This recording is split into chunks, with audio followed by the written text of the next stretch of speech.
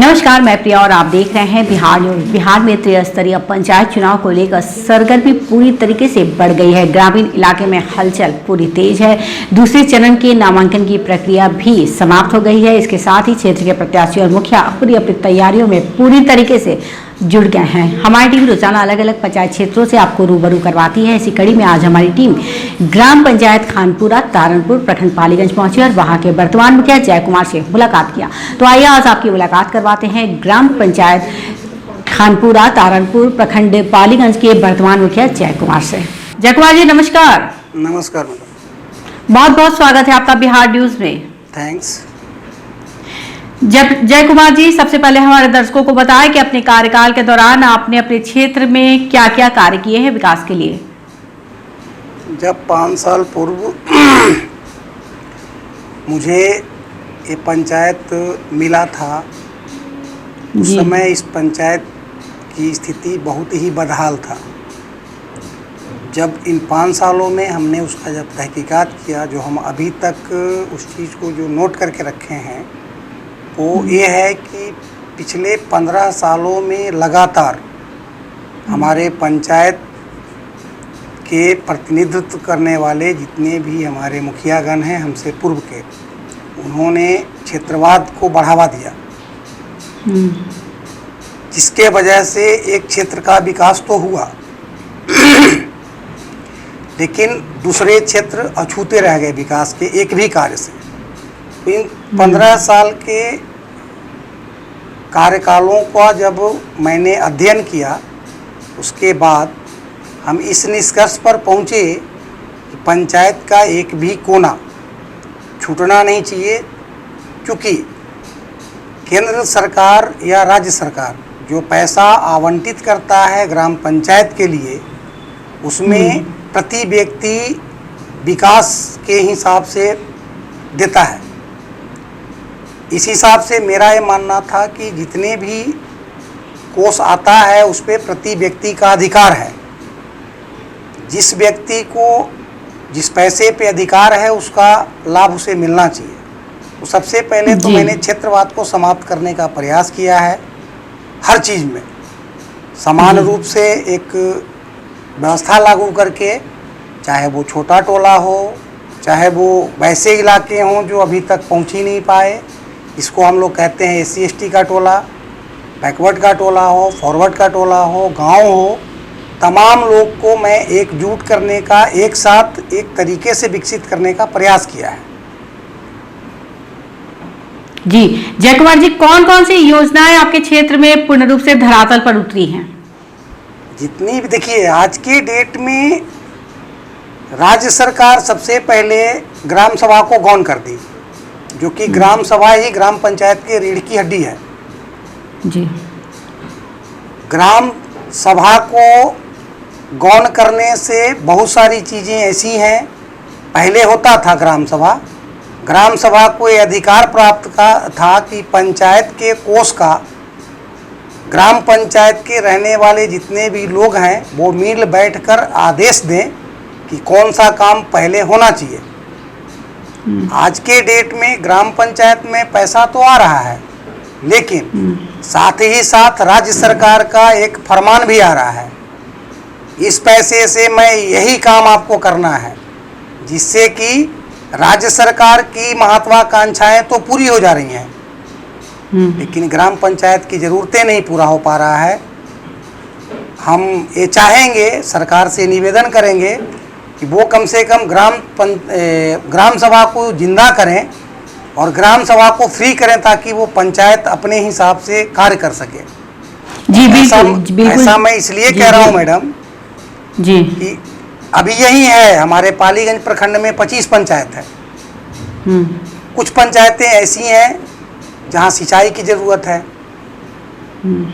कुछ पंचायतें ऐसी है जो दहा जाता है, चारों तरफ जो है वो पंचायत 3 तरफ से नदी से घिरा हुआ है, वहाँ बहाव ज़्यादा है। लेकिन जब राज्य सरकार योजना बनाती है तो या तो कटाव का बहाएगा और नहीं तो सिंचाई का बनाएगा। तो ये जो वेरिएशन है वो राज्य सरकार पूर्ण नहीं कर पाएगी, और उनकी भी गलती नहीं है, क्योंकि राज्य सरकार के पास एक बहुत बड़ा इलाका है, पूरे बिहार का नेतृत्व करते हैं वो। तो उसी हिसाब से काम नहीं हो पाता। इसलिए मैं आग्रह करूंगा राज्य सरकार से जो ग्राम पंचायत को जो है दृढ़तापूर्वक लागू करें, जिससे कि ग्राम पंचायत की ज़रूरतों को पूरा किया जा सके ग्राम पंचायत को मिलने वाला कोष से।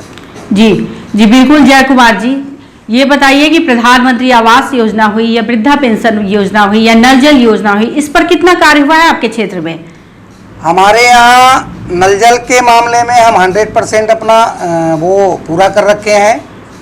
जिन चीज़ों को हम देखे हैं, हालांकि राज्य सरकार इसमें भी कुछ किया था, हमको राज्य सरकार के द्वारा जो आदेश प्राप्त हुआ था उससे आधी राशि का खर्च करना था नली गली में और आधा राशि खर्च करना था नल जल में।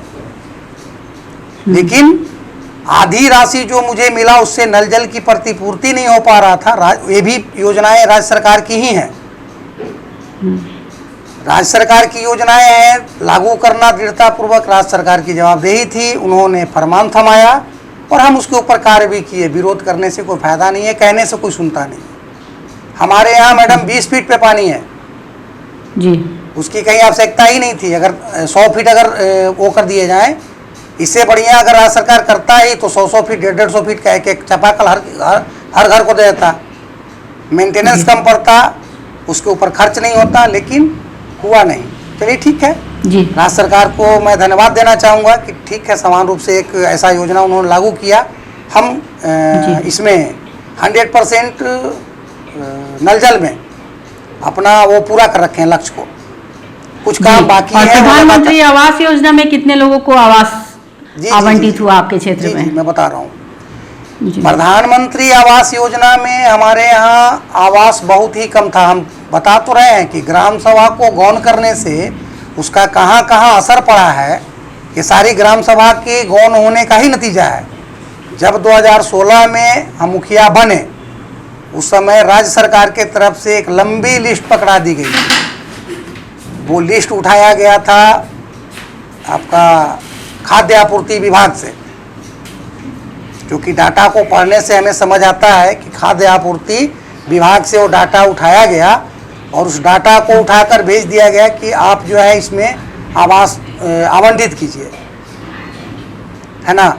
तो यहाँ से दिक्कत ये होता है कि छोटे स्तर पर ये काम नहीं हो पाता है जितना होना चाहिए। जिनको आवास मिलना चाहिए था उनको आवास मिला ही नहीं। जो अभी भी हैं, हमारे यहाँ बहुत सारे ऐसे लोग हैं जो चिमकी तान के रह रहे हैं। बहुत ऐसा आवास है जिनके घर में सिर्फ एक सिंगल महिला है, लेकिन उनका तीन तरफ से घर गिरा हुआ है। हम चाह कर भी जोड़ नहीं सकते। हम कुछ दिन पहले अपने ग्रामीण विकास मंत्री श्रवण कुमार सर से मिलने गए थे। उनके आवास पे मेरी मुलाकात हुई। उन्होंने कहा कि ये तमाम प्रक्रियाएं जो है अभी तो जुट ही नहीं रहा है, जब जुटेगा उस समय जोड़वा दिया जाएगा, हम जोड़ नहीं सकते। जी मुखिया जी माफी चाहेंगे, थोड़ा समय का अभाव है, थोड़ा संक्षेप में हमें जवाब दें। जी इस वक्त आपके क्षेत्र में और क्या क्या प्रमुख समस्या सामने आ रही है? सबसे पहले ये आवास का ही समस्या है मैडम, ठीक है। आवास के मामले में सबसे ज़्यादा कठिनाई हो रहा है, क्योंकि राज्य सरकार का जो या केंद्र सरकार का बनाया हुआ जो गाइडलाइन है वो काफ़ी टेढ़ी है। तो हमें निवेदन करेंगे राज्य सरकार से कि इसमें जो है सुधार किया जाए और एक सिंपल सा रास्ता बनाया जाए, जिससे कि ग्रामीण स्तर पे जीवन गुजर करने वाले जो सबसे निचले पायदान पे बैठे लोग हैं उनको सरकारी योजना का लाभ मिल सके। जी दूसरी चीज जगमल जी, अगर आप चुनाव जीत करके आते हैं दोबारा इस क्षेत्र में, तो इस क्षेत्र के विकास के लिए आपकी क्या योजना है? बहुत सारा काम है मैडम। हमारे यहाँ जो है हम प्रखंड कार्यालय से लगभग 15 किलोमीटर दूर बैठे हुए हैं। यहाँ पर किसान मुख्य रूप से आजीविका का जो साधन है वो किसानी है, और किसानों की बहुत सारी समस्याएं हैं। उनको नहर का जो है पानी नहीं मिल पाता है टाइम से, नहर खुदी हुई है, पानी नहीं है नहर में। उसके साथ साथ जो ऊंचास पे खेती है, जो ऊंचा है, वहाँ स्टेट ट्यूबवेल की व्यवस्था थी, जो अभी हम कुछ दिनों पहले रगड़ मार कर उसको ठीक करवाए हैं। अभी वो स्टार्ट की स्थिति में हो गया, स्टार्ट करवा रहे हैं। तो हम ये चाहेंगे कि किसानों को एकजुट करके राज्य सरकार के तरफ से जो बनाई गई गाइडलाइन है उसके अनुरूप समूह में खेती करने का हम आह्वान करें, उनको एकजुट करें और समूह में खेती करना सिखाएं। ये था किसानों के लिए। जी। दूसरी चीज़ें थी विद्यार्थी। यहाँ पर पालीगंज प्रखंड के अंदर पटना से पहले कोई ऐसा सरकारी कॉलेज नहीं है जिससे कि लड़कियाँ पढ़ सके। दूर जाने के लिए माँ बाप तैयार नहीं होते हैं कि दूर भेजें, क्योंकि ग्रामीण क्षेत्र है, सोच का अभाव है। और हमें चाहेंगे राज्य सरकार से, हालांकि अभी कुछ दिन पहले हमें पता चला है कि अनुमंडल स्तर पे एक कॉलेज का, डिग्री कॉलेज का स्थापना होना है। उसके लिए हमने निवेदन भी किया है, हम अपना पैड पर लिखकर भी हमने भेजा है। एसडीओ साहब को भी मैंने बताया है कि सर इस तरीके से अगर किया जाए तो इस इलाके में मैडम 7 पंचायत पड़ता है, 8 पंचायत के लोगों को आसानी से सुविधा मिल सकेगा।